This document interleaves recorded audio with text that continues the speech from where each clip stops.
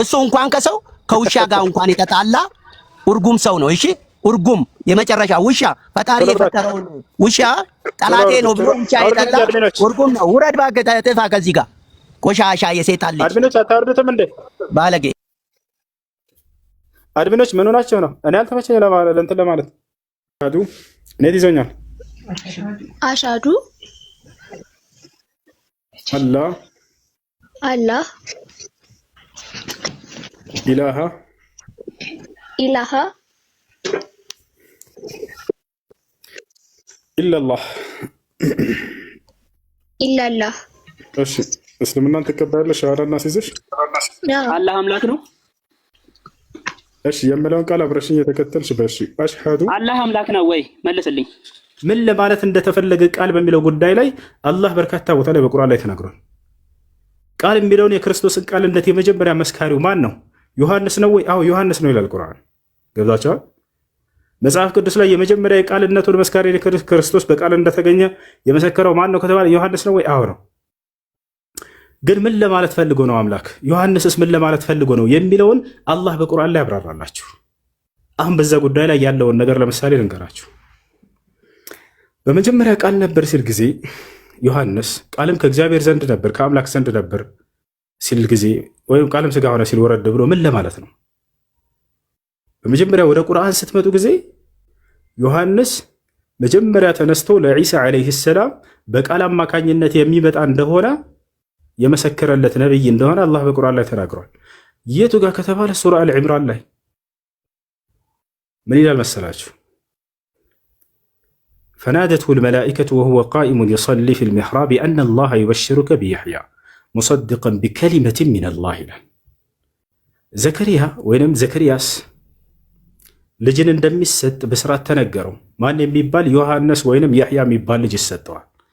የዚህ ልጅ ስራ ምን ምን እንደሆነ ቀድሞ ተነገረለት ገና ሳይወለድ በፊት።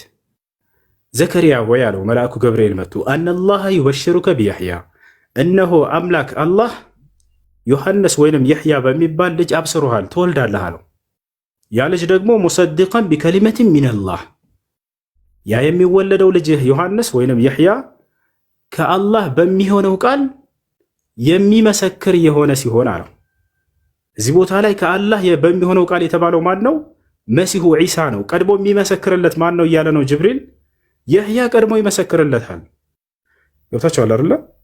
በአላህ ቃል አማካኝነት የሚገኝ መሆኑን መሲሁን የሚመሰክርለት ቆሞ ያህያ እንደሆነ በቁርአን ላይ ተነግሮለታል። ገብቷል? መሰከረም አልካደምም አልዋሸምም ዮሐንስ አንተ ማነህ ሲባል ጊዜ እያለ ይናገር። ይህ ዮሐንስ የሰጠው ምስክር ነው ስለ ኢየሱስ ብሎ መጨረሻ ላይ ዘጋ። ዮሐንስ ወንጌል ላይ ማለት ነው።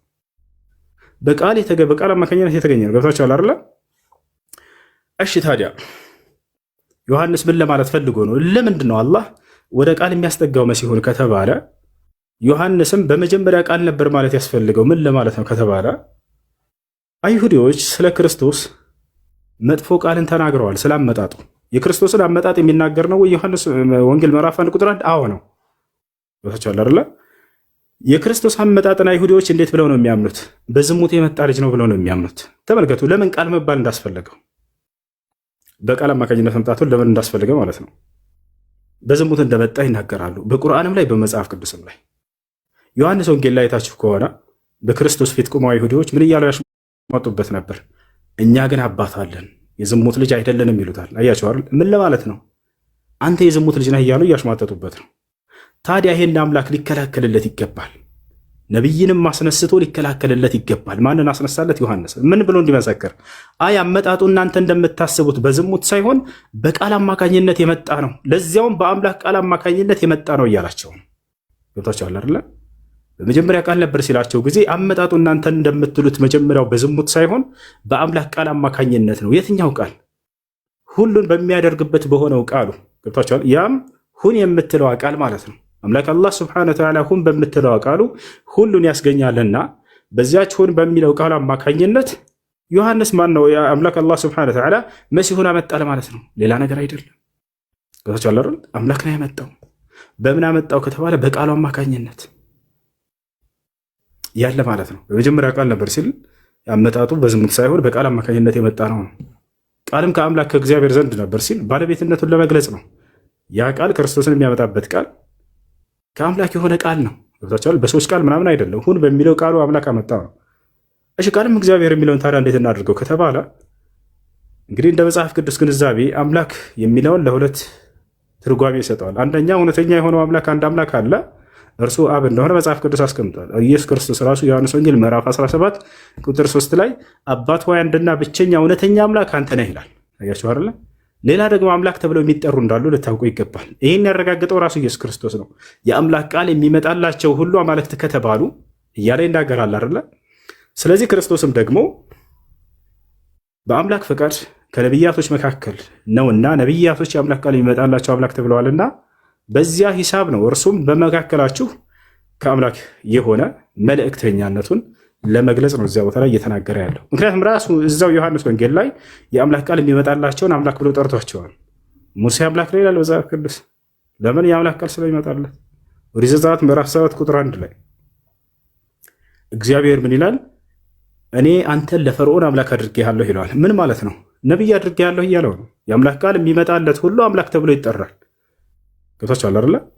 ስለዚህ ያ ኢየሱስ ክርስቶስም ከነዚህ መካከል ነውና አምላክ ተብሎ ነው ቢገለጽ እንኳን ያዚያ ላይ የተባለው እርሱ ነው ብለን ብንወስድም እንኳን የአምላክ ቃል ስለሚመጣለት ከነቢያቶች መሆኑን ለመግለጽ እንችል ሌላ ነገር አይደለም። ገብታችኋል? ያ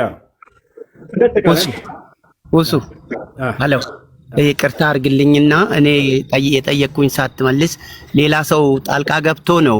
እኔ በግሌ ማለት ነው አንተ የምትለውን ነው ማምነው። ምክንያቱም ኢየሱስ አላህ የላከው እንጂ ራሱ አላህ አይደለም። እንደውም እኮ ዮሐንስ ምዕራፍ 14 ቁጥር 30 ላይ በመጽሐፍ ቅዱስ ላይ የምትወዱኝ ከሆነ የላከኝ አብ ከኔ ይበልጣል ብሎ እኮ ተናግሯል። ዝም ብሎ ቅድም አንተ እንዳልከው የያዙትን መጽሐፍ አውጥቶ ማንበብ ሰዎች አለው። እየሰማኝ ነው? አይሰማም? እኔ ይሰማኛል። ቆይ እሺ፣ እኔ ጥያቄ አለኝ። አይደለም እኔ አሁን ቆይ ላጠናክርልህ እኮ ነው። አሁን ምን መሰለህ፣ አንድ ሰው እኮ የያዘውን መሳሪያ የያዙን ካላወቀ እኮ ዋጋ የለውም። አሁን ብዙዎቹ ክርስቲያን ነን ብሎ ይናገሩ እንጂ ኢየሱስ ማን እንደሆነ አንተ ቅድም እንዳልከው የላከው አብ ወይም አባቱ ማን እንደሆነ እንኳ አባት የሚለው ማለት ነው። ወይም ደግሞ ልክ እንደ ነብዩ መሐመድ እሱን በነብይነት እንደላከው እንኳን እኮ አይገነዘቡም። እሱ ፈጠረኝ ይላል እኮ መጽሐፍ ቅዱስ ላይ። የጥበቡ መጀመሪያ ነኝ ይላል እኮ። በገዛ ራሴ አልመጣሁም ይላል። የሚናገረውንም ነገር እኮ ከራሴ አይደለም እሱ እንደነገረኝ ነው ብሎ እየተናገረ ኢየሱስን አላህ ወይም አብ ብሎ እኮ የሚያምኑ ሰዎች በጨለማ ውስጥ የሚጓዙ ናቸው። የራሳቸውን መጽሐፍ ቅዱስ እንኳን አይደለም ቁርአንን የራሳቸውን መጽሐፍ ቅዱስ ገልጦ የማያዩ ናቸው። በነገራችን ላይ እኔ መጽሐፍ ቅዱስን አነባለሁ። በተለይም አንተ የምትለውን በብዙ መልኩ እስማማበታለሁ። ምክንያቱም አላህ ነው የላከው፣ መልእክተኛ ነው ነብዩ ኢየሱስ። በተረፈ ከሱ ጋር እኩል የሚሆንበትም ምንም ምክንያት የለውም። ከሱ ጋር እኩልም አይሆንም፣ አቻም አይሆንም። አላህ አንድ ነው፣ የሚስተካከለው የለም። ይሄ ግልጽ ነው። አንተ የተናገርከውን በጣም ነው የማመሰግነው። ግን ቅድም የጠየቅኩን እኮ ሌላ ሰው ጣልቃ ገብቶ ነው። ምንድነው የጠየቅኩ? መጽሐፍ ቅዱስ ማን ላይ ተጀመረ? አዎ በመጠኑ መልሰሃል። ለሙሴ በቀጥታ ሰጥቷል ብለኸኛል። ከዛ ደግሞ በሌሎች ነቢያት እያልክ መጣህና ከዛ በመጨረሻም ደግሞ በነብዩ መሐመድ በሳቸው በኩል ቁርአን ወረደ። ወደፊት ሊሆን ስለሚገባው ነገር ለዓለም ሕዝብ እንዲናገር መልእክተኛ አድርጎ እሳቸውን ላከ የሚል ነው። በጣም ጥሩ። በነብዩ መሐመድና በሙሴ መሃል ያለው የጊዜ ርዝማኔ ምን ያህል ነው ወደምለው ሊመጣ ነበር ይሄንን ጥያቄ የጠየቅኩ። ግን እውነት ሁለት አይሆንም። አየህ፣ እውነት ሁለት አይሆንም፣ አንድ ነው። ወይ ቁርአን እውነት ነው ወይ መጽሐፍ ቅዱስ እውነት ነው። ይሄን አጥርተን ማወቅ አለብን። ያንን አሁን አንተን በመስማት ላይ ያሉ እኔን ጨምሮ በብዙ ሺህ የሚቆጠሩ ሰዎች ዕውቀት እንዲያገኙ ያስፈልጋል። የማንን ዕውቀት? እውነተኛና ትክክለኛ የሆነው አላህ ያዘዘውን ዕውቀት። እኔም ይሄንን ነው የሚፈልገው። ስለዚህ በሙሴና በነብዩ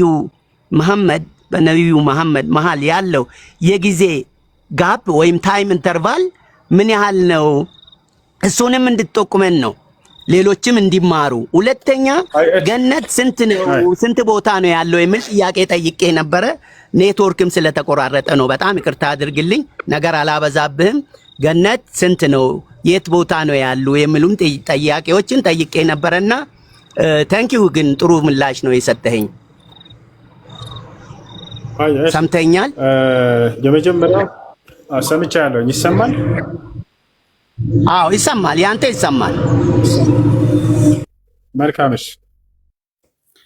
እሺ በነቢዩላህ ሙሳ አለይሂ ሰላም እና በነብዩ ሰለላሁ ዐለይሂ ወሰለም መካከል ያለው ዓመት አላህ ሱብሓነሁ ወተዓላ በቁርአን ላይ በዚህና በዚህ ነብይ ዓመት ይሄን ያክል ነበር የሚለውን አልጠቀሰልንም፣ አስፈላጊም ስላልሆነ። ምክንያቱም ከነቢያቶች የምንወስደው ማንን ሰበኩ ምንን አስተማሩ የሚለውን ነው። የጀነት መንገድ ምንድን ነው ብለው አስተማሩ እንጂ ቁጥሮችን አላህ ሱብሓነሁ ወተዓላ በቁርአን ላይ ያነሳልን እንደ አስገዳጅና ማወቅ ያለብን ነገራቶች ካልሆነ በስተቀር ማለት ነው። ስለዚህ ከሙሳ በኋላ የላካቸውን ይቅርታ ካደረክልኝ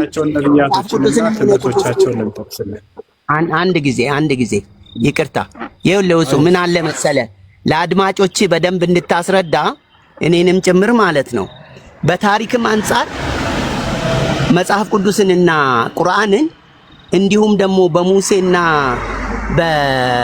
በሙሴና በነቢዩ መሐመድ መሃል ያለውን የጊዜ ወይም የታይም ኢንተርቫሉን ለማወቅ ታሪክንም ማገላበጥ እኮ ይገባናል። እስራኤላውያን እኮ የአይሁድ ማህበረሰብ በግብፅ ግዞት ውስጥ በነበሩ ጊዜ ነው ሙሴ እዛ የተወለደው አይደል?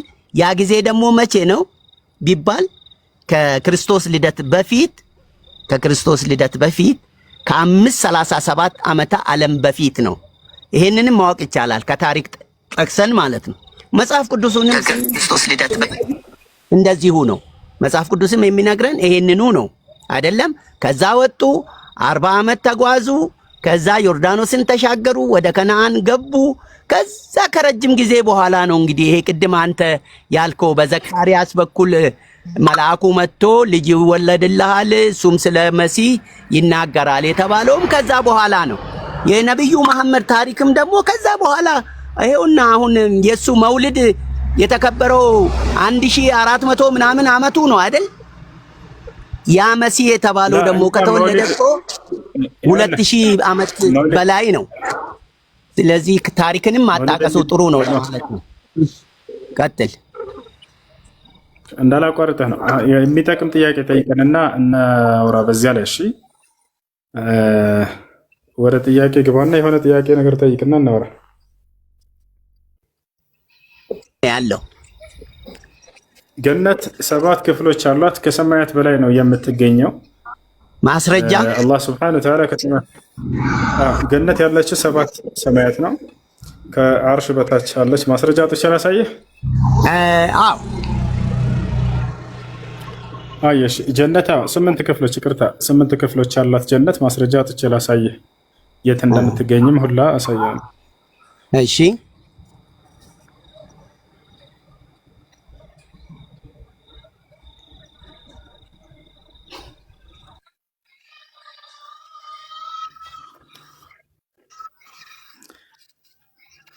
እሱ ጥርስ ማስተካከል እንዴት ይታያል? ከጠመመባቸው ይታያል፣ ችግር የለውም። እሺ እንግዲህ ከአርሽ በታች ነው ጀነት ያላችሁ። አርሽ ማለት የፍጥረታት ሁሉ ጣራ ነው። 7 ሰማያት አለ ከኛ በላይ፣ ከ7 ሰማያት በኋላ ውሃ አለ፣ ከውሃ በላይ ኩርሲ አለ፣ ከኩርሲ በላይ ጀነት አለች። ከዚያ በኋላ ከጀነት በላይ አርሽ ወላሁ ፈውቀል አርሽ ወዕልሙ ፊ ኩሊ መካን። ማስረጃ ቡኻሪ 7423 ላይ እናገኛለን። عن أبي هريرة عن النبي صلى الله عليه وسلم قال نبياتنا صلى الله عليه وسلم انديالو إذا سألتم الله الجنة فسألوه الفردوس الله الجنة الله جنة اندي لقساتشو ستتأيكوت كزي يا فردوسن يميبالون يا جنة كفل تأيكوت قالوا يتندمجي تناقروا فإنه أوسط الجنة وأعلى الجنة وفوقه عرش الرحمن كارسو كجنة بلاي عرش الجنيال بلو تناقروا أيار لي يتناقلتشو جنة ከዓርሽ በታች ነው ማለት ነው። ምክንያቱም ነብዩ ሰለላሁ ዐለይሂ ወሰለም ቃል በቃል ከገነት በላይ ዓርሽ ነው ያለው ብለው ተናገሩ። ስለዚህ የት ነው? ከሰማያቶች ሁሉ በላይ ነች ያለችው እርሷ። ይህ ነው ወረወል በይሀቂ كذلك بسند عن ابن مسعود الجنة في السماء السابعة العليا ገነት ከሰባት ሰማይ በላይ ነች። والنار في الأرض السابعة السفلى ثم قرأ إن كتاب الأبرار لفي عليين إلى آخر الآية حديث البراء بن عازب وعن أبي هريرة يعني في عذاب القبر وما ذكر عن النبي صلى الله عليه وسلم في موضع روح المؤمن والكافر يدل على هذا. انتهى كلامه رحمه الله تعالى. وروى الحاكم رحمه الله تعالى في المستدرك عن عبد الله بن سلام قال إن الجنة في السماء. النبي صلى الله عليه وسلم منالو جنة بسماعات لا ينشار. وإن النار في الأرض وصححه الحاكم ووافقه الذهبي وقال الحافظ يا ترجم كل سايه وينس تامنا الله ትንሽ ምኑ መሰለህ ማን ነው ስሙ ወሱ ምኑ መሰለህ ብዙ ተባዙ ሰማይን ሙሉ ነው እንዴ ሐዋና አደም ሲመረቁ የተባሉት ብዙ ተባዙ ሰማይን ሙሉ ነው ወይስ ምድርን ሙሉ ነበር የተባለው? لا ብዙ ተባዙ ሰማይን ሙሉ አልተባሉ። ብዙ ተባዙ የሚባለው እኛ ጋር እንደዚህ በጀነት ውስጥ እንደዛ አልተባሉም እንዴ? لا አልተባሉ በጀነት አይደል እንዴ? የሙስሊምና የክርስቲያኖች እናት የመጀመሪያ ሐዋ ነች አይደል? ቅድም ምን ብለሃል? ይበርዙታል ይቅርታ ጋር ወንድ ምን አልከኝ? የሙስሊምና የክርስቲያን ላ የሙስሊም የሚባለውን እምነት ያጸድቀዋል እስላም እምነት አላልኩም። እንደውም ተብሎ ከሚታሰብ ረጋ ክርስትና የሚባለው ስሙ ራሱ የለም መጽሐፍ ቅዱስ ላይ ያልከው ነው። ክርስትና የሚል እኔ ላሳይህ ማስረጃ ላሳይህ እንዴ ቅዱስ ላይ ክርስትና የሚል ቃል አለ። ላሳይህ የሚል ቃል ካለ አሳየን። ትልቁ ላይ ነው። በጣም አመሰግናለሁ። የሐዋርያት ሥራ ምዕራፍ 11ን አውጣ። ልብ በል ያልኩህን ክርስትና የሚባል ቃል ነው ያልኩት እኮ እሱን ላሳይህ ነው። ክርስትና የሚለውን ቃል ደቀ መዛሙርቱም ለመጀመሪያ ጊዜ ክርስቲያን ሳይሆን ክርስትና ነው ያልኩህ። ልብ በል ክርስትና የለም ክርስትና የሚባል ነበረ ያልኩህ ከሴትዮዋ ጋራ መጀመሪያ ስትከራከር። በእርግጠኝነት ነው የምለው ክርስትና የሚል ቃል የለም መጽሐፍ ቅዱስ ላይ። አዎ ክርስትና የሚል ቃል የለም። ለምን አላሳይህም? ክርስትና የሚል ቃል አለ። አዎ ክርስቲያን ተብሎ ተጠሩ። አይዋ ክርስቲያን ሳይሆን ክርስትና የሚለው ቃል ነው የተባልከው። ክርስቲያን ተብሎ ተጠሩ። እሱንማ እየነገርኩህ ነበር እኮ ደቀ መዛሙርቱ ክርስቲያን ተባሉ። ክርስትና የሚለው ቃል አለ ወይ ነው ጥያቄው። ክርስቲያን ተብሎ ተጠሩና ክርስቲያን አሁን እኮ አንተ ያልከውን እኔ እሱኑ ነው የምልህ። ሌላ ነገር እኮ አላመጣም። አንተም እሱን አይደለም ያልከው። እሺ እሱን አይደለም ያልከው። ይሄ ግለሰቦችን መጠሪያ ክርስቲያን የሚል ቃል አይደለም ያልከው። ክርስትና የሚለው አለ ወይ? ክርስትና ሃይማኖት ነው። ክርስትና የሚል ቃል ጥሩ። እኔ እሱን ሳይሆን አሁን መልስ ልመልስልህ። የተጻፈው ለመጀመሪያ ጊዜ በአንጾኪያ ክርስቲያን ተብሎ ተጠሩ ብሎ ቡድኖች ተጠሩ። ክርስቲያን ተብሎ ተጠሩ የሚል ነው ማሳይ። አንተም አንብበሃል እርግጠኛ ነኝ። አልጠየቅኩም እኮ ይኸውልህ ሳም ክርስትና የሚል ቃል አለ ወይ ነው ጥያቄው። መጽሐፍ ቅዱስ የለም ልበልህ። ክርስቲያኖች የሚል ግን አለ። ልበልህ ሳይሆን የለም በእርግጠኝነት አሁን ላሳየህ። እሺ ክርስትና የሚል ቃል መጽሐፍ ቅዱስ ላይ የለም። ተስፋ ቁረጡ። እሱን ላሳያቸው።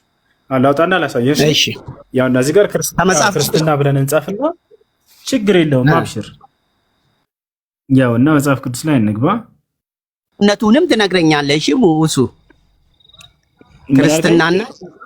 ክርስትናና ክርስቲያኖች የሚለውን ልዩነቱንም ደግሞ ብትነግረኝ ደስ ይለኛል። ችግር የለውም። እሺ እሺ ያውና እዚህ ጋር መጽሐፍ ቅዱስ ላይ እንገባለን። አንዴ ትልቁ ላይ አድርጉኝ። እሺ ንገረኝ። እሺ ኦርቶዶክስ ክርስቲያን የተሰኘ ነው። እኛ ኦርቶዶክሶች እሺ ክርስትና የሚል ቃል አለ መጽሐፍ ቅዱስ ላይ?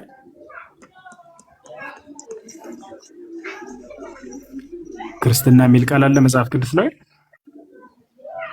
የለም። እሺ አሁን ላሳየህ ካለ አሳየን። እሺ የቱ ጋር?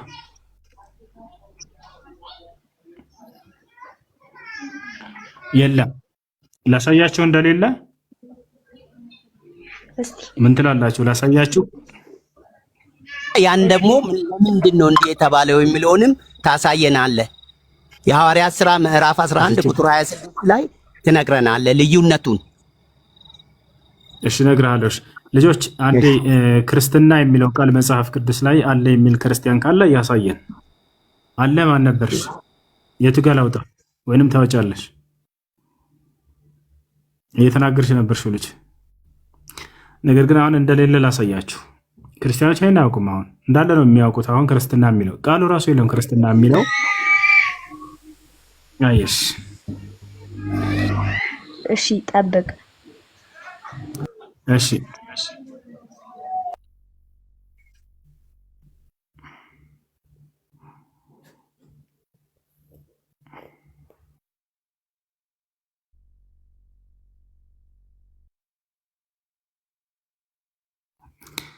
መላጣ ያና ኮሜንት ላይ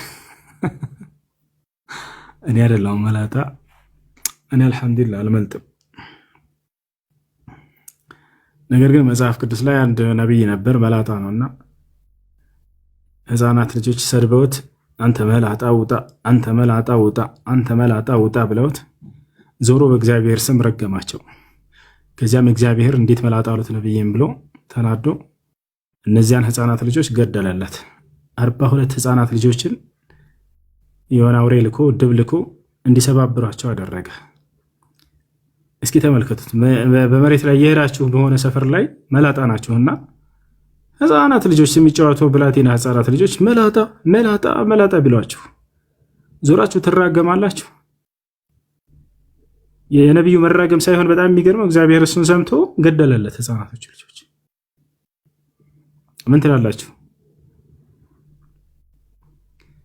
መላጣ መላጣ መላጣ አሉህና ተናደህ ለሆነ ሰው ሂደህ ነገርከው መላጣ አሉኝ እኮ ብለህ ያ ሰው መጥቶ እነዛን ህፃናት ልጆች በመኪና ወስዶ ግጭት አድርጎ ቢገላቸው ምን ትላላችሁ? ለምን ሲባል ለምን መላጣ ይሉታል እነዚህ ህፃናት ልጆች? ከይፍ ያኔ ከፈልጋችሁ ይሄን መጽሐፍ ቅዱስ ላይ ያሳያቸዋለሁ። ለማንኛውም ክርስትና የሚለው ቃል መጽሐፍ ቅዱስ ላይ የለም። እሺ አለ ያልሽው ልጅ ላይ እየጠበኩሽ ነው። ተለቅ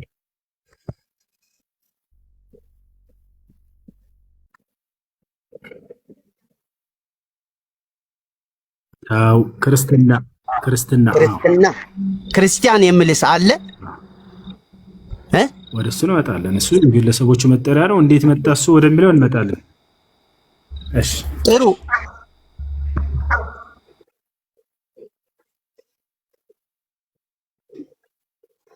እሺ እሱም እኮ እየተናገረ ነበር። እሱን ቀድሞሻል እሱ።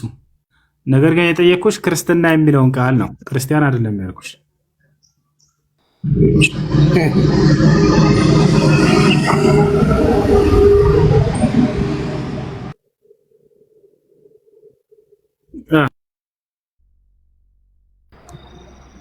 ምን እየታያወራ ነው? እሺ እሺ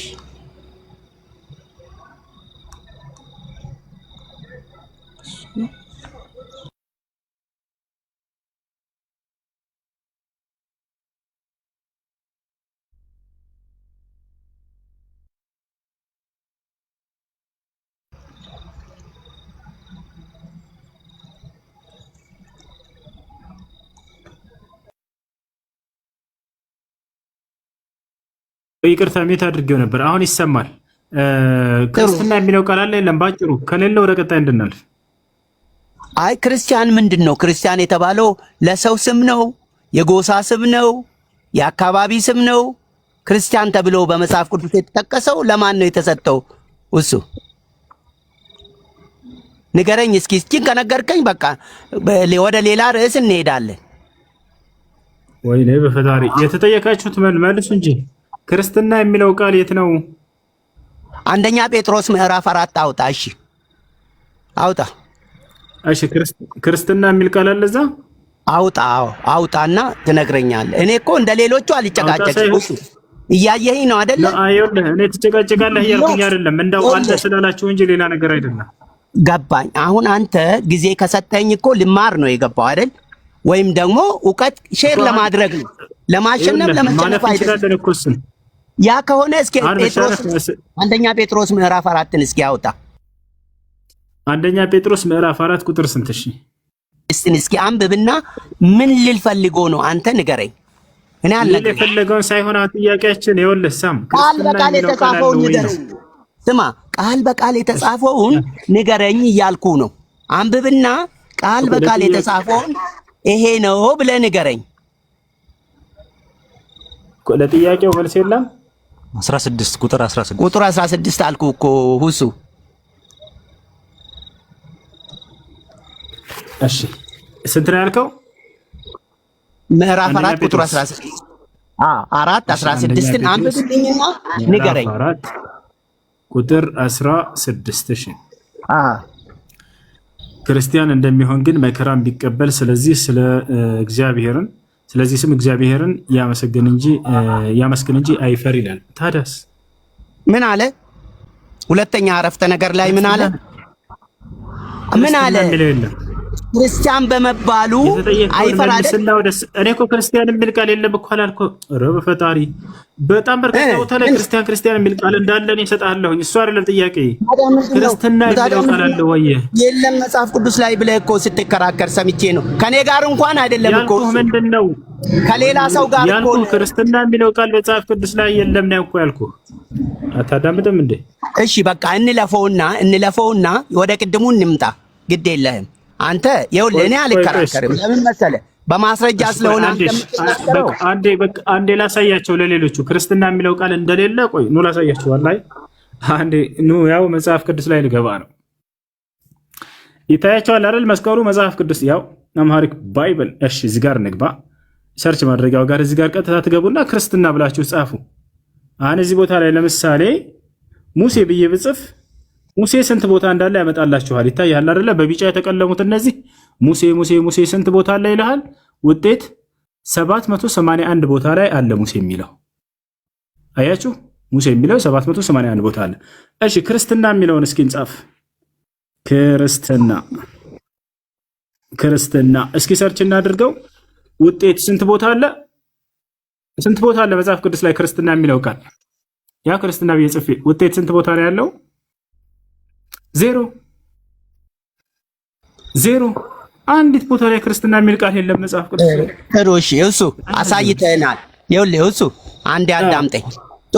ጥሩ አሳይተናል። በእውነት ተባረክ። ምንድነው መሰለ ክርስቲያንና ክርስትና ልዩነቱን ደግሞ ልክ እንደዚሁ ንገረን። ዜሮ አድርገህ ወይም ደምረህ ክርስቲያንና ክርስትና ልዩነቱን ንገረኝ። እሺ ለመጀመሪያ ጊዜ ክርስቲያን የሚለው ስም ወደ እሱ ስንመጣ ጊዜ ለመጀመሪያ ጊዜ ይሄ ስም ወይ ለፍታ እኮ ጥያቄ what is the difference እኮ ወደ መልሱ ልንመጣ ነው። አዳምጠኝሽ፣ ወደ መልሱ ልንመጣ ነው። እሺ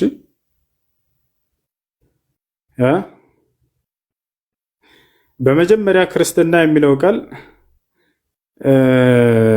ማን ነው? ክርስቲያን የሚለው ቃል መጽሐፍ ቅዱስ ላይ የሐዋርያት ሥራ ምዕራፍ 11 ቁጥር 26 ላይ ይገኛል አይደል?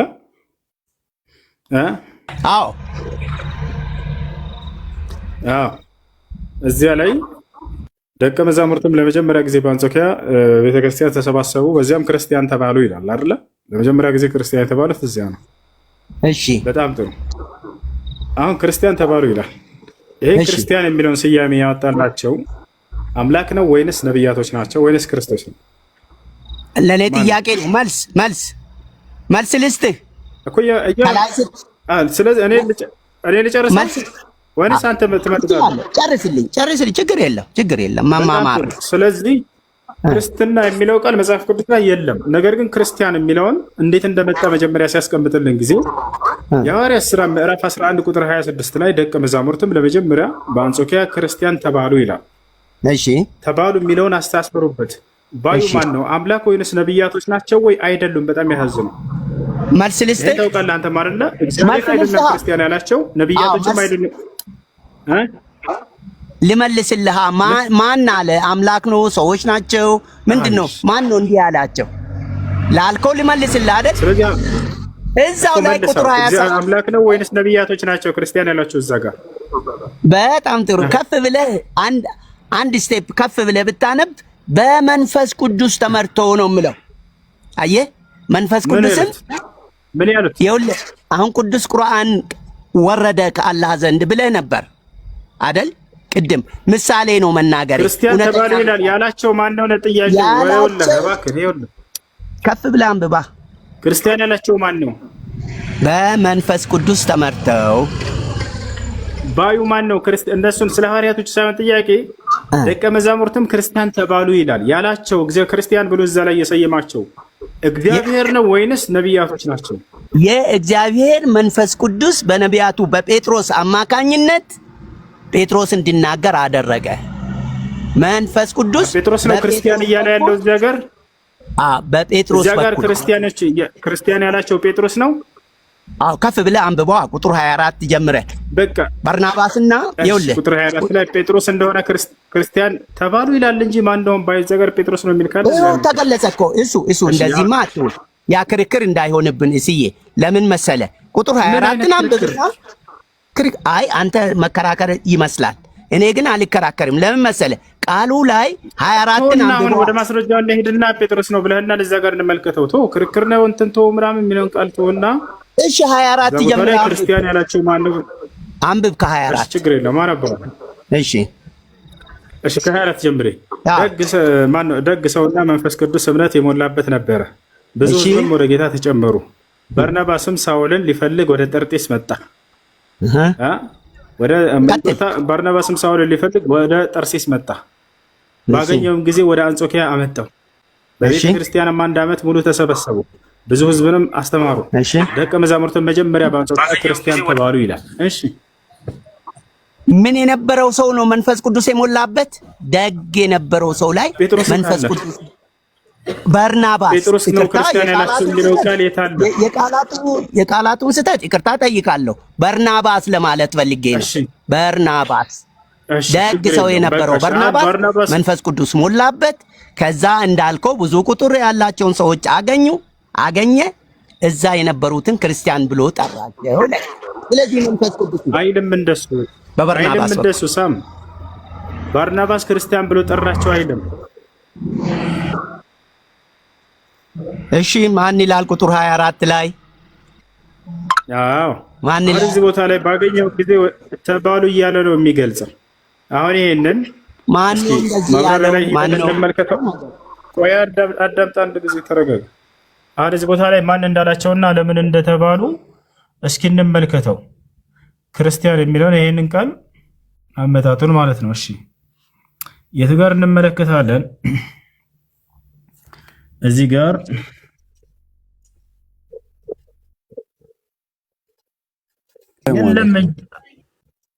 ማስረጃ አውጣና ትልቁ ላይ አድርጉት እና ማስረጃ አውጣ። ክርስቲያን ማለት የክርስቶስ ተከታይ ነው የሚለውን መጽሐፍ ቅዱስ ላይ የቱ ጋር ነው ያገኘው? ክርስቲያን ብሎ እየሰየማችሁ አንደኛ ጠላት ነው፣ ጣዖታውያኖች ያወጡት ስም ነው። ያንን ያወጡትም ለምንድን ነው ከተባለ እናንተን ለእነዚያን ሐዋርያቶችን ለማስቆጣትና እነሱን ለማሾፍ በእነሱ ያደረጉት የሆነ መጠሪያ ነው። አንዴ ላሳያችሁ፣ እዚህ ቦታ ላይ እንመልከት።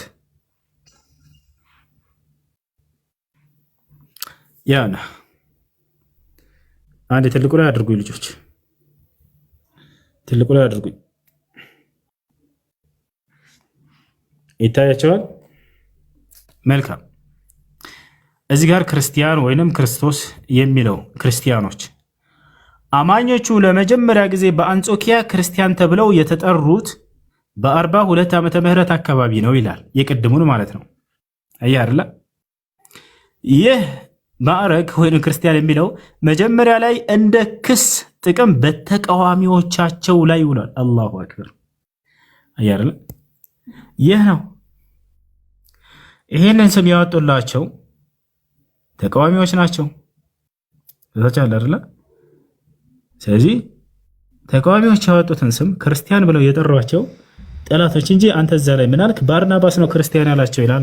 እንደዛ አይልም በፍጹም። አንተ እኔ እንደዛ አላልኩም። ይኸውልህ አንተ ቁጥር 24ን ስታነብ ይኸውልህ አሁን መደማመጥ ያስፈልጋል። ቁጥር 24ን ስታነብ ደግ ሰው ነበረና መንፈስ ቅዱስ የሞላበት ብለህ አነበብክ እኮ። ቃልህን እንዴት ትሽራለህ? የግድ እኮ አንድ ሰው አምነው ትክክል መሆኑን አረጋግጠው ክርስቲያን ከሆነ ስህተት ከሆነ ክርስትናውን ትቶ እውነት ከሆነ ወደ እስልምና መምጣት አለበት፣ የሚያዋጣ እውነት ስለሆነ።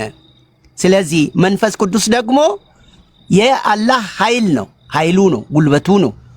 በሱ ነው ሰማይና ምድርንም የፈጠረው በመንፈስ ቅዱሱ ኃይል። ስለዚህ እነዚህን ክርስቲያን እንዲሆኑ ክርስቲያን ናቸው ብሎ እንዲናገር የተጠቀመው በመንፈስ ቅዱስ ኃይል በበርናባስ በኩል ነው። ይሄ ተጽፎ እያለ ለመፋቅ ብንሞክር ጥሩ አይደለም። ጥሩ አይደለም። እንደሱ አይልም። እንደሱ የማይለውን ነገር አትጨምር ከራስ ይላል እንጂ አንብበው። ለምን አይልም? እስኪ እኔ ላንብብልህ። አንብብሽ። አንተ ማንበብ ካልቻል እኔ ላንብብልህ።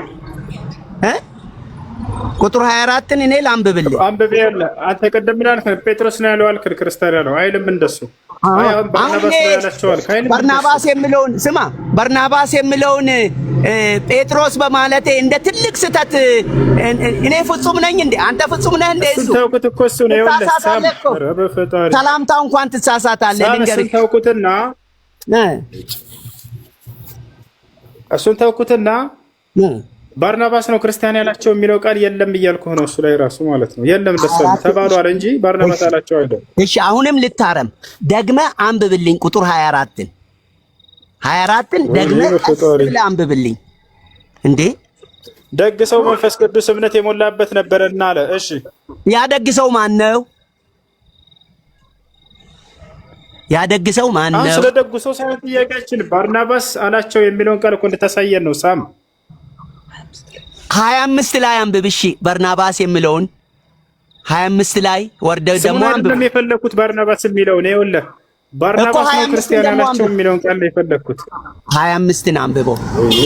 እሺ ባርናባስ ሳውል እንዲፈልግ ወደ ጤርጤስ ባርናባስ የሚለውን ታገኛለህ ይለኛል። እኔ ባርናባስ የሚለውን ስሙን አይደለም የፈለኩት። ምንድነው የፈለከው? ባርናባስ ነው ክርስቲያን ያላቸው የሚለውን ቃል ባርናባስ ነው ክርስቲያን ያላቸው ብለህ ተናግረሃል። እንደሱ የሚለውን ነው የፈለኩት። እንግዲያውስ ይኸውልህ አንተ የግድ አንፏቀህ ነብዩ መሐመድ ልታደርገኝ ፈልገህ ከሆነ እኔ አልሆንልህም።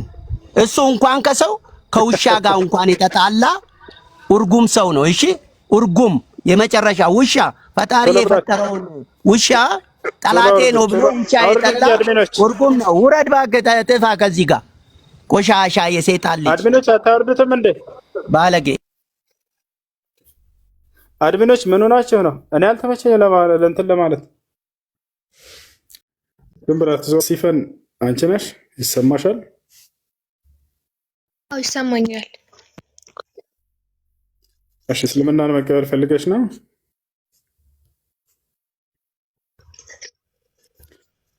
እሺ የምለውን ቃል አብረሽ እየተከተልሽ በሺ። እሺ ግን መጀመሪያ ልዩነታችሁን ምናምን ብትነግረኝ ደስ ይለኛል። እሺ ችግር የለውም። እስልምና ውስጥ ማን ነው ወሃቢያ ምናምን አህባሽ ስለሚባሉ ነገራቶች ለማለት ፈልገሽ ነው ወይንስ ምንድን ነው? አይ እስላም እና ክርስቲያን መሀል ያለው ልዩነት ማወቅ ፈልጌ ነው። መልካም እሺ። በእስልምና እና በክርስትና መካከል ያለው ልዩነት ምንድን ነው? በመጀመሪያ ሁለቱም ሃይማኖቶች ናቸው ተብለው ይታመናሉ ከሁለቱም የእምነት ባለቤቶች ዘንድ እስልምና ሃይማኖት፣ ክርስትና ሃይማኖት የሚል። ታዲያ እነዚህን ሃይማኖቶች ሁለቱም ዘንድ መለኮታዊ መጽሐፍቶች አለን ብለው ያምናሉ ሁለቱም፣ ሙስሊሞችም ክርስቲያኖችም። ከነዚህ ከመጽሐፍቶቻቸው ጋር ሄደን ቀጥታ አምላክና ነቢያቶች ደንግገውት ማግኘት አለብን። ከኛ ምንም ድካም አያስፈልገውም። ራሱ አምላክ ያን ሃይማኖት ይሄን ሃይማኖት ተከተሉ ብሎ ደንግጎት ልናገኝ ይገባል። ነቢያቶችም ይሄን ሃይማኖት ተከተሉ ብለው አስተምረው ልናገኝ ይገባል። ሄደን ቀጥታ ይሄን ነገር እስኪንፈትሽ ከሁለቱም ለመሆኑ አምላክ የትኛውን ሃይማኖት ነው ተከተሉ ያለው በእነዚህ መጽሐፍቶች ላይ ብለን ሄደን ስናይ ከእስልምና ያለውን አንጻር እንጀምርና ወደ ክርስትና እንሄዳለን። አምላካችን አላህ ስብሐነሁ ወተዓላ በቁርአን ላይ ቃል በቃል ሙስሊሞች ሁኑ ብሎ አዞናል። እስልምናን ሃይማኖት እኔ ነኝ የደነገኩት ብሎናል። ትክክለኛው ሃይማኖት እስልምና ነው እያለ ይናገራል። የወደድኩላችሁ ብቸኛው ሃይማኖት እስልምና ብቻ ነው እያለ እነዚህን ነገራቶች ሁሉ ይናገራል። ማስረጃ ቃለ ስብሐነሁ ወተዓላ ኢነ ዲነ ዒንደ ላሂ ልኢስላም። አምላካችን አላህ ምን አለ? ከእኔ ከአምላካችሁ ከአላህ ዘንድ ትክክለኛው ሃይማኖት እስልምና ሃይማኖት ነው አለ። በሌላ ቦታ ላይ አምላካችን አላህ ምን አለ? ወላ ተሙቱነ ኢላ ወአንቱም ሙስሊሙን አለ። ሰዎች ሆይ አደራ እናንተ ሙስሊሞች ሆናችሁ እንጂ እንዳትሞቱ አለ። በሌላ ቦታ ላይ ምን ይላል? ወረዲቱ ለኩም ልእስላም ዲን አለ። እስልምናን ሃይማኖት ብቻ ወደድኩላችሁ አለ። በሌላ ቦታ ላይ ለቀደሙት ነቢያት ሁሉ ደንግጎ የሰጣቸው እስልምናን ሃይማኖት እንደሆነ ሲናገር ሸረዐ ለኩም ሚነ ዲን ማ ወሳ ብሂ ኑሐን ወለዚ አውሐይና ኢለይከ ወማ ወሰይና ብሂ ኢብራሂመ ወሙሳ ወዒሳ ይላል። እነሆ ይህን እስልምናን ሃይማኖት እኔ ደነገግኩላችሁ አለ አምላካችን አላህ። ሰዎች አይደሉም ሃይማኖትን የደነገጉት፣ አምላክ ራሱ ነው ለነቢያቶች ደንግጎ የሰጣቸው። ከዚህ በፊት ኖህን፣ አብርሃምን፣ ሙሴን፣ መሲሁን ያዘዝኩባቸውን ሃይማኖት እያለ ይናገራል። ስለዚህ አምላካችን አላህ ሱብሓነሁ ወተዓላ ራሱ እንደደነገገው ተናግሯል። እውነተኛው ሃይማኖት እሱ እስልምና ብቻ ነው ብሎ ነግሮናል። አደራ ሙስሊሞች ሁኑ ብሎ አዞናል። ነቢያቶችንም ሁሉ የደነገግኩላቸው እስልምናን ሃይማኖት ነው ብሎ ተናግሯል። አሁን ቀጣይ ወዴት እንሄዳለን? እስልምናን ሃይማኖት ነቢያቶች በቁርአን ላይ ሰብከውታል ወይ ወደሚለው ደግሞ እንሄድ። ቦታቻል አምላክ እንደደነገገው ካወቅን፣ አምላክ ለነቢያቶች እንደደነገገላቸው እንዳዘዛቸው ካወቅን፣ አሁን ደግሞ ነቢያቶች እንደሰበኩት እስኪ እንመልከት። አዎ እስልምናን ሃይማኖት ነቢያቶች ሰብከውታል። ማስረጃ በሱረት አልበቀራ ላይ ወወሳ ቢሃ ኢብራሂሙ በኒሂ ወያዕቁብ ያ በኒየ ኢነላህ አስጠፋ ለኩም ዲን ፈላ ተሙቱና ኢላ ወአንቱም ሙስሊሙን ይላል። ያዕቁብ ለልጆቹ ምን አላቸው? ልጆቼ ሆይ እነሆ አምላክ አላህ አንድ ሃይማኖትን እስልምናን ብቻ መርጦላችኋል። አደራ ልጆቼ ሙስሊሞች ሆናችሁ እንጂ አትሙቱ አለ ያዕቁብ ይላል። ተመልከች፣ ያዕቁብ ምን እያለ ልጆቹን ሙስሊሞች ሆናችሁ እንጂ በሌላ መንገድ ላይ አደራ እንዳትሞቱ ይላቸዋል። ታዲያ ከያዕቆብ ልጆች መካከል አንደኛው ማን ነው? በግብፅ ሀገር ላይ ስልጣን ሁሉ የተሰጠው ዩሱፍ ወይም ዮሴፍ እምነቱን እኔ ሙስሊም ነኝ ብሎ ገልጿል ወይ ብለን ስናይ፣ አዎ ቃል በቃል እኔ ሙስሊም ነኝ እያለ ይናገራል። ዮሴፍ ምን አለ? ረቢ ቀድ አተይተኒ ሚን ልሙልክ ወዐለምተኒ ሚን ተእዊል ልአሓዲስ ፋጢረ ሰማዋት ወልአርድ አንተ ወልይ ፊ ዱንያ ወልአኺራ ተወፈኒ ሙስሊመን ወአልሒቅኒ ቢሷሊሒን አለ። ዮሴፍ ምን አለ? አደራ አምላክ ያላህ ሙስሊም አድርገህ ግደለኝ፣ በቀጣዩም ዓለም ከጻድቆቹ ከደጋጎቹ አስጠጋኝ አለ ይላል። አሁን ይህን ካገኘን አምላክ እንደደነገገው እስልምናን፣ ነቢያቶች እንደደነገጉት እስልምናን እኛ ሙስሊሞች ነን ብለው ነቢያቶች እንዲተናገረው ካየን መጽሐፍ ቅዱስ ላይ ሄደን እስኪንፈልግ ለመሆኑ እግዚአብሔር ክርስትናን ሃይማኖት ደንግጎታል ወይ? ወይ ክርስቲያን ሁኑ ብለዋል ወይ? ነቢያቶች መጽሐፍ ቅዱስ ላይ ክርስቲያኖች ሁኑ ብለዋል ወይ? እኛ ክርስቲያኖች ነን ብለዋል ወይ ብለን ስናይ አንዲት ያሉበት ቦታ የለም። አንድ ትልቁ የሚለየው ይሄ ነው፣ እስልምናና ክርስትና። የእስልምናን ሃይማኖት አምላክ ራሱ እንደደነገገው ይነግረናል። ነገር ግን መጽሐፍ ቅዱስ ላይ የትኛውን ቦታ ላይ እግዚአብሔር ክርስቲያን ሁኑ ብሎ ያዘዘበት ቦታ የለም። ከነቢያቶችም መካከል አንድ ነቢይ መጽሐፍ ቅዱስ ላይ ሙሴም ይሁን ዳዊት፣ ሰለሞን አንዳቸውም ክርስቲያን ሁኑ ብለው ህዝቦቻቸውን አልተናገሩም፣ አያውቁም። እኔ ክርስቲያን ነኝ ብሎ የተናገረም ነቢይ የለም። ይህ ነው አንደኛ ገብተሻል። ሌላም በርካታ የሚለየው ነገራት አለ። አዎ ሌላኛው ነገር ምንድን ነው? አንድና ብቸኛ የሆነውን አምላክ ነው በማንነቱም በምንነቱም የምታመልኪው በእስልምና። እንደ ክርስትና ስትሄጂ አምላክ አንድም ሶስትም ነው ብለው ነው የሚነግሩሽ። ሲፈልጉ ያ አምላክ አንዱ አምላክ ሞቶልሻል፣ ስለ ኃጢአቶች ልሻል።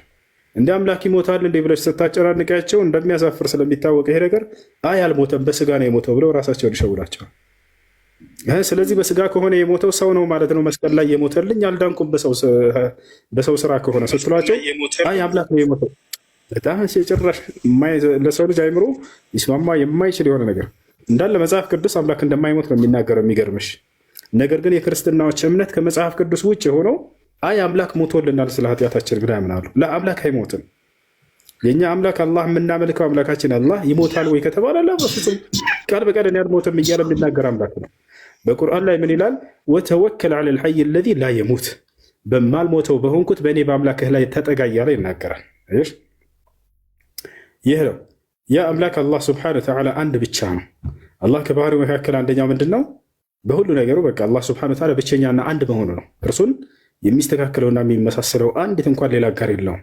ቁል ሁወ አላሁ አሐድ ይላል። በል እርሱ አላህ አንድ ብቻ ነው እያለ ይናገራል። ወኢላሁኩም ኢላሁን ዋሒድ ይላል። እኔ አምላካቸው አላህ አንድ አምላክ ብቻ ነኝ ይላል። ላኢላሃ ኢላሁ ከኔ በስተቀር ሌላ ማንም አምላክ የለም እያለ ይናገራል። ይህ ነው። ሌላኛው ነገር ምንድን ነው? መሲሁን በተመለከተ ነው። እንግዲህ መሲሁ በጣም የተከበረ ጻድቅ ሰው ነው። ነቢዩ ሙሐመድ ሰለላሁ ዐለይሂ ወሰለም ሐዲስ ላይ ጻድቁ ሰው ብለው ነው የሚጠሩት። የሚገርማችሁ በጣም ያከብሩታል፣ በጣም ይወዱታል። ነቢዩ ሰለላሁ ዐለይሂ ወሰለም በአንድ ሐዲስ ላይ ፈአቁሉ ከማ ቃለ ልዓብዱ ሳሊሕ አሉ፣ ጻድቁ የአላህ ባሪያ መሲሁ እንደተናገረም እናገራለሁ እያሉ ይናገራሉ። ቦታቸዋል። በሁለቱም በዓለም የተከበረ ደረጃ ያለው ነው መሲሁ። ወጂሃን ፊ ዱንያ ወልአኺራ ይላል። አላህ ራሱ ሲገልጸው መሲሁን ምን አለ?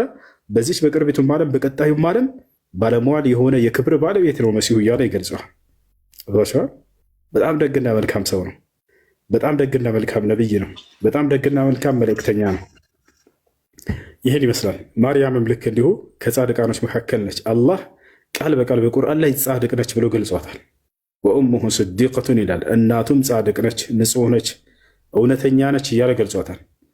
እነላህ አስጠፋኪ ወጠሃረኪ ወስጠፋኪ ዐላ ኒሳኢል ዓለሚን ተብሎላታል። አላህ መርጦሻል፣ አንጽቶሻል፣ ከዓለማት ሴቶችም ሁሉ መርጦሻል ተብሎ ተገልጾላታል። በጣም ደግና መልካም ሴት ነች እና ይህ ነው እስልምናና ክርስትና በጥቂቱ። እሺ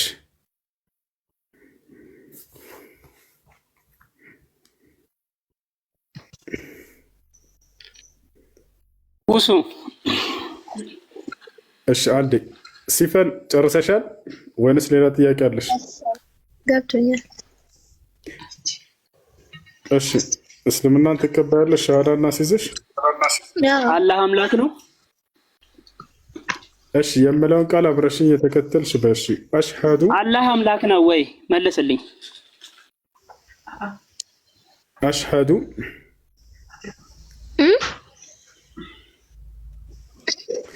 አሽሃዱ አሻዱ አላህ አላህ ኢላሃ ኢላሃ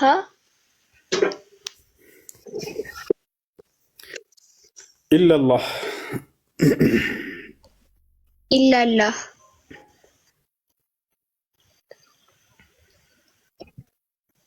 ወአሽሃዱ ወአሽሃዱ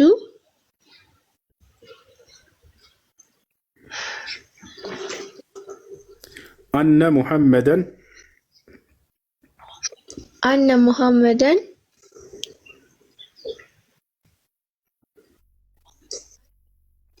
ረሱሉላህ ረሱሉላህ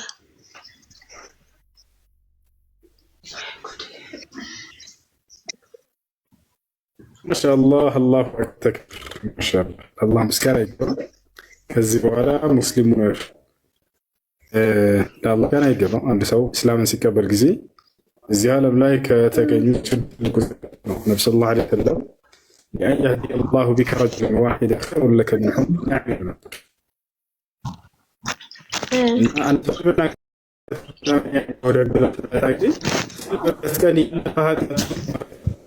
ያቱ ሁሉ ንጹህ ይሆን ቃል ነው። እየተቆራረጠ ነው፣ አይሰማም። እሺ ካሜራ እንዴት ልዝጋው? መዝጋት አልቻልኩም። እሺ አቡከር ያንተ ኔትወርክ ጥሩ ከሆነ ቀጥል አንተ። አቡከር ከነ ትርጉሙ ሁሉ ይነግርሻል ኢንሻአላህ። አዳምጪው እሱ አቡከር ይሰማል? እሺ አዎ እየሰማው ነው። እሱ አይ አቡከር እንትን በላት። አይ ቀጥል። እኔ በጣም የተቆራረጠ ነው። ቀጥል አንተ። ኢንሻአላህ እሺ ማሻአላህ። እህታችን እንግዲህ ዛሬ የተናገርሽው ቃል የመሰከርሽው ቃል የነቢያት ሃይማኖት ወደ ሆነው ወደ እስልምና መገይበት ነው። ምን ያልሽውም ላኢላሃ ኢላላህ ነው ያለው። አሽሀዱ እመሰክራለሁ አልሽ። አነ ላኢላሃ ኢላላህ ከአላህ ስብሐነሁ ወተዓላ በቀር በእውነት የሚመለክ አምላክ የለም ብለሽ ነው የመሰከርሽው። ከአላህ በቀር የሚመለክ ሌላ አካል የለም። ሰውም አናመልክም፣ ፍጡርም አይመለክም። አምላክ ነኝ ያለ ጣዖትም አይመለክም፣ ድንጋይም አይመለክም፣ ምንም ነገር አይመለክም። አንድ አምላክ አላህን ብቻ ነው ማመልከው፣ ከእርሱ በቀር ሌላ አምላክ የለም ብለሽ የመሰከርሽበት ነው። ወአሽሀዱ አልሽ መልሰሽ ደግሞ አሁንም እመሰክራለሁ አነ ሙሐመድን ረሱሉላህ ነቢያችን ሙሐመድ ሰለላሁ ዐለይሂ ወሰለም የአላህ መልእክተኛ ናቸው። አስተውይ፣ መልእክተኛ ናቸው። የአላህ መልእክተኛ አላህ የላካቸው ማለት ነው። አላህም በሳቸው በኩል ነው። እኛ በደንብ ትምህርታቸውን በደንብ አብላልተን አላህን ያወቅነው በሳቸው በኩል ነው። በተመሳሳይ ደረጃ ደግሞ ዒሳ ወይም ኢየሱስ ክርስቶስም የአላህ ባሪያና የአላህ መልእክተኛ መሆኑን እመሰክራለሁ ነው ያልሽ። ምክንያቱም እሱ የአላህ ባሪያ የአላህ መልእክተኛ ነው። የአላህ ባሪያና የአላህ መልእክተኛ ስንል እኛ እርሱን ማዋረድ ዝቅ ማድረግ ሳይሆን ቦታው እንደዛ ነው። የክብር ይልቅና ቦታ ነው። እንደውም ትልቅ ቦታ ነው፣ የነቢነት ቦታ ማለት ነው። ስለዚህ ያንን ነው የመሰከርሽው። ይሄ በጣም ትልቅ ነው። አላህን ልታመሰግኝ ይገባል። ይሄ ሻሃዳ ሰው ሻሃዳ ሲል በጣም ልንገረም ይገባል። ምክንያቱም ከገሃነመ እሳት ሙሉ በሙሉ ተላቆ ወደ ጀነት ነው የሚሄደው ማለት ነው። ነብዩ መሐመድ ሰለላሁ ዐለይሂ ወሰለም ደግሞ እንደተናገሩት አንድ ሰው ሸሃዳ ሲይዝ ወይም ደግሞ ላኢላሃ ኢላላህ ብሎ ወደ እስልምና ሲመጣ አልኢስላሙ የጅቡ ማ ቀብለሁ እስልምና ከእርሱ በፊት የነበረውን ነገር በሙሉ ያስተዋል ነው የተባለው። ከዚህ በፊት ብዙ ወንጀል ሰርተሽ ሊሆን ይችላል፣ ብዙ ነገር አጥፍተሽ ሊሆን ይችላል፣ የሰዓተ መንገድ ላይ ልትኖሪ ትችላለሽ። ከዚህ በኋላ አንድም ቀን ኑሪ፣ አንድም ሰከንድ ኑሪ፣ ሁለትም ደቂቃ ኑሪ፣ 50 ዓመትም ኑሪ፣ ከዚህ በፊት የነበረው ኃጢአትሽ ሙሉ በሙሉ ተሰርዮልሽ ዜሮ በዜሮ ነው የምትጀምሪው ማለት ነው። ንጹህ ሆነሽ ማለት ነው፣ ልክ እንደተወለደ ህፃን። ከዚህ በኋላ ግን ይጻፍብሻል፣ የምትሰሪው ወንጀሎች ምናምን ከዚህ በኋላ ይጻፉብሻል። ይህንን እድል ተጠቅመሽ ዱንያ ላይ ያለሽን ሁሉንም አላህ እንዲያደርግልሽ የምትፈልጊውን ነገር በሙሉ ለምኙ። የዛሬዋ ቀን which is በጣም ትልቅ ቀን ስለሆነች ማለት ነው። አንደኛ ያንን ነው ማስታወስሽ።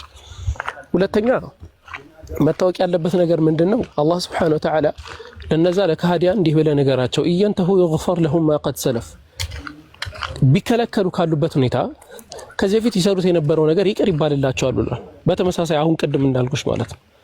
እና ያንን ያገኘሽው ስለዚህ አላህን አመስግኝ አልহামዱሊላህ በይ። ለኛም ደግሞ ለወንድሞችሽ ለእህቶችሽም ደግሞ ዱዓ አድርጊላቸው። እሺ እህታችን። እሺ እሺ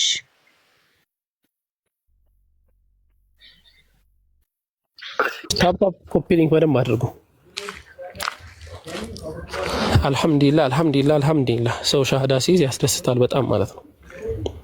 ሌላ ሻሃዳ መያዝ ቢፈልግ ሰው ካለ መግባት ይችላል። ኦኬ ስም አዲ ዛሬ እኔ ጋር መጣ ማለት ነው። ስም ወንድ ብትሆን አወከርላት ነበር። ስምሽ ማን ነው? ትክክለኛ ስምሽ እህታችን? እኔና ሲፈን። ሲፈን ምን ማለት ነው? ትርጉሙና ላንቺ ቪዲዮ ምናምን የሚል ነገር ነው። እሺ ምን ትባል? እሺ ሐሲነት፣ ፋጡማ፣ ሪሃና፣ ፋጡማ፣ ሪሃና፣ ሶፊያ፣ ሪሃና። እሺ ምረጭ አንቺ። እሺ ሪሃና ትባያለሽ፣ ፋጡማ ትባያለሽ፣ ወይ ደግሞ እኔ የምወደው ስም ደግሞ አለ ያስሚን። ከሶስቱ ምረጭ እስቲ እና አይሻ። ትርጉማቸውን ልትነግረኝ ትችላለህ? እሺ ዛሬ መጠጥ ከበድ ያለው ነው የመጣብን። እሺ አሁን ሪሃና ወይም ደግሞ ሪሃና የሚለው ስም ከጥሩ መዓዛ ሽታ ጋር የተገናኘ ነው።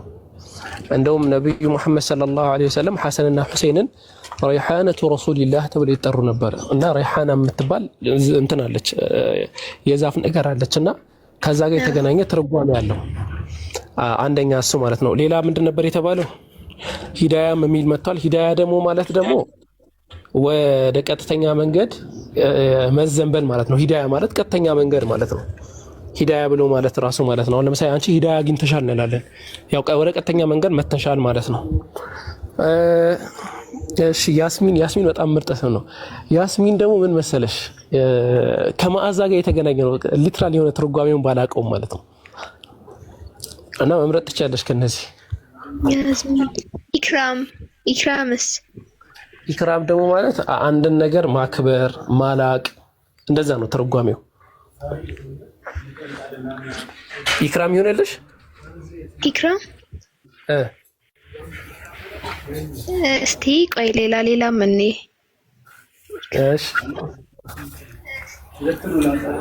እሺ ሌላስ ምን አላችሁ? ሀያትም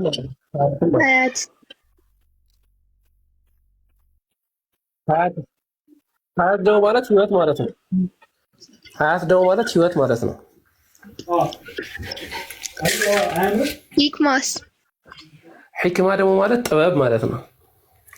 አራንዱ ምረጭ ወይ እንትን አድርጊ። በደንብ አስቢበት፣ ረጋ ብለሽ አስቢበት።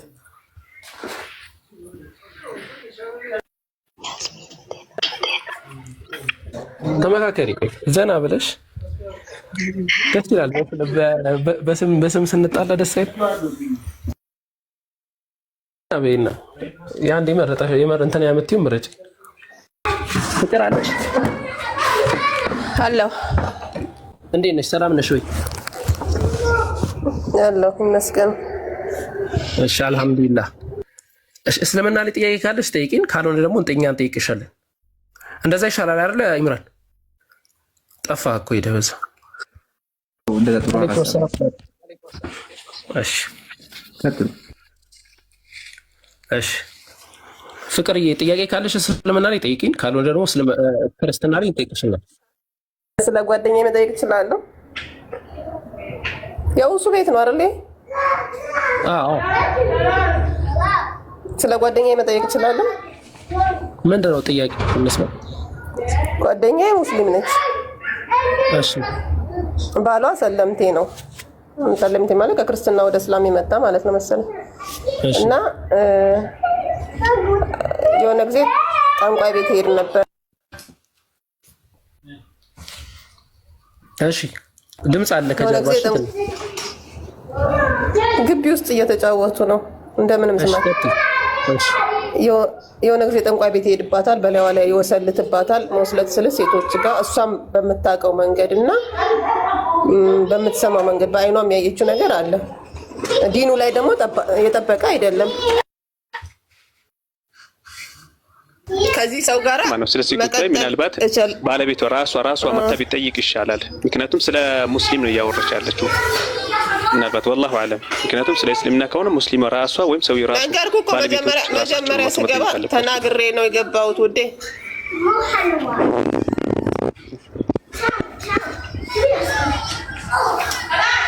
እሺ ፍቅር ኦኬ። እሺ ሚካኤል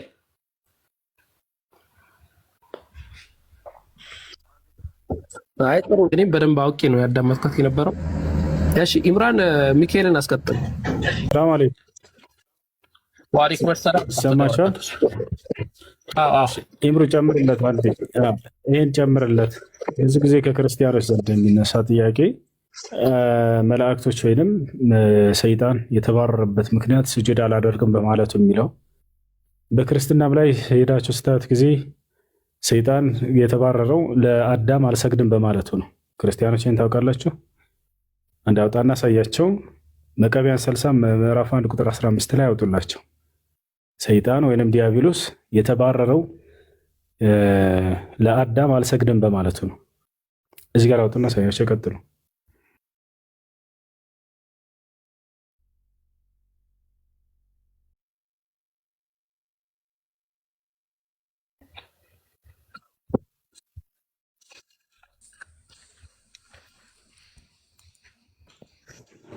መቃብያን 30 ምዕራፍ 1 ቁጥር 15 መቃብያን ሳልስ። እሺ መቃብያን ሳልስ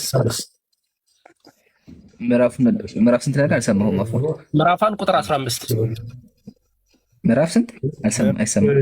ምዕራፍ 1 ቁጥር 15 ምንድነው? አንድ ኦኬ። እሺ እንደዚህ ይላል፣ የሚጠፋ በእኔም የሚስቱ ሰዎች ፈጽሞ ይበዙ ዘንድ የአዳም ልጆች ከእኔ ጋር ይጠፉ ዘንድ ይህንን በተናገሩ ጊዜ እኔ ደስ ይለኛል። ለበታች አልሰግድም በማለቴ እግዚአብሔር ስለ አባታቸው ስለ አዳም ከክብሬ አዋርዶኛል ይላል። ይህንን ተመልከተው፣ ይህንን እትም ተመልከተው። ለአዳም ይላል፣ ለአዳም አልሰግድም በማለቴ ያለ እግዚአብሔር ስለ አባታቸው ስለ አዳም ከማዕረግ ያዋርዶኛል። ስለማን ነው የሚያወራው? አጠቃላይ አውዱ ስለ ሰይጣን ነው የሚያወራው። ለአዳም ነው። ለበታች የሚለው አዳምን ነው እና ኮርቶ እንደሆነ ያስቀምጣል። በዛኛው ለበታች አለ፣ እዚህ ጋር ግን አዳም ብሎ አስቀመጠው። ጀዛከላ። እኔም ጋር አወጣሁት ለአዳም ያለ አዳም አልሰግድም በማለቴ አያችሁ። ስለዚህ በክርስትናም አለ ነው። ጀዛከላ። እሱ ሚካኤል ያልገባ ካለ መጠየቅ ትችላለህ። እስካሁን የተወራ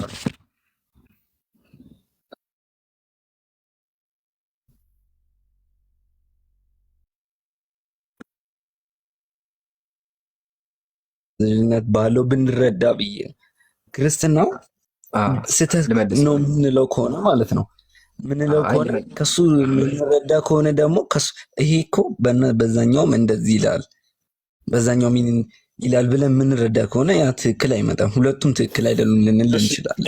እኔ ደግሞ እንደ ጥያቄ